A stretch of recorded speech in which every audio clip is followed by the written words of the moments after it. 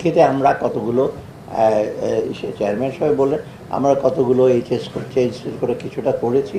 আর সবচেয়ে বড় একটা ডিসিশন নিয়েছি, আপনার তো অপ্রদর্শিত আয়ের আমরা একটা সুযোগ দিয়েছিলাম। সব টাকাই কিন্তু কালো টাকা না, অপ্রদর্শিত আয় আছে। সবাই যদি কালো টাকা বলেন এটা কিন্তু মিসনোমার। কালো টাকার মধ্যে আমরা বলেছি কিন্তু সুযোগ দেওয়ার জন্য, সেটা প্রথমত একটা ঢালাই ছিল 15 বছরের সাথে আমরা আসার পরপরই বাদ দিয়ে দিই। সেকেন্ড যেটা ছিল যে আমরা বলেছি যে একটু ভ্যালুয়েশন বেশি করে দেব, সেটা আমরা বলেছি আর দরকার না, ওটা একদম কমপ্লিটলি এটা আমরা প্রত্যাহার করে নিয়েছি।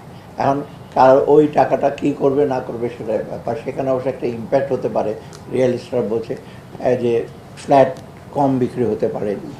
তারপর এখানে ফ্ল্যাটের সাথে জড়িত প্রায় 50 থেকে 60 ধরনের লোক, রাজমিস্ত্রি থেকে শুরু করে রং মিস্ত্রি সবাই কিনবে। তবুও আমি বলছি না, যার টাকা আছে তারা কিনবে, হয়তো ট্যাক্স বেশি দেবে, অথবা যেটা আছে 27.5% ট্যাক্স, তাই না, ওটা দিয়ে ওরা কিনলো আর কি, ওই আগের মতো ওই 15% আমরা আর সো এটা কমপ্লিটলি প্রত্যাহার করা হয়েছে।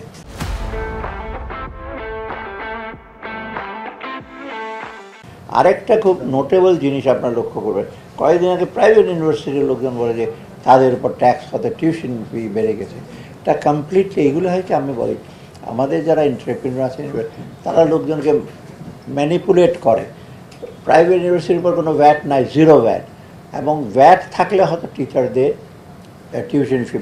এইখানে হলো যারা সারপ্লাস, প্রাইভেট ইউনিভার্সিটি প্রফিটও করার কথা না, জিরো প্রফিট করবে, সারপ্লাস হয় সেটা ডেভেলপমেন্টে খরচ করবে বা অন্য কাজে, কিন্তু সেখানে আমরা বলছি একটা ট্যাক্স দেওয়া। এই ট্যাক্সটা আমরা দিই না 2005 থেকে, আমরা জানি এটা অ্যাপিলেট কোর্ট পর্যন্ত ওরা গেছে, ওরা দে লস্ট।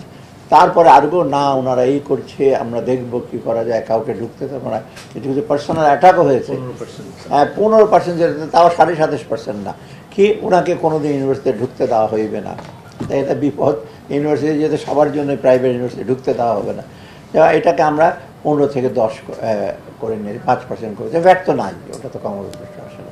এটা একটু আপনার ট্রান্সমিট করেন মেসেজটা, যে টিউশন ফি যে বাড়ায় এবং বেশিরভাগ সারপ্লাস ইনকাম, কিন্তু এটার ভিতরে আমি গেলাম না, কি হয় আপনার নিজেরাই জানেন, যারা বোর্ডে থাকে তারা কি করে না করে, জমি কেনে, জমি কী দামে কেনে, সেগুলো আমাদের জিজ্ঞাসা না। অতএব আমরা এটা একটা এসে দিলাম যে ঠিক আছে আমরা কমিয়েছি, কিন্তু আপনার যে টাকাটা থাকবে ওটা ব্যয় করবেন development of the laboratories, development of the classroom, curriculum, library, কিন্তু সেইগুলো করে না তারা বেশিরভাগ ইউনিভার্সিটি। কারণ আমি তো একটা ইউনিভার্সিটিতে পড়াতাম, ওই ইউনিভার্সিটি লাখিলি খরচ করে বহু টাকা, সেটা হলো অন্য একটা এক্সেপশনাল, কিন্তু অনেকে যে খরচ করে তা না।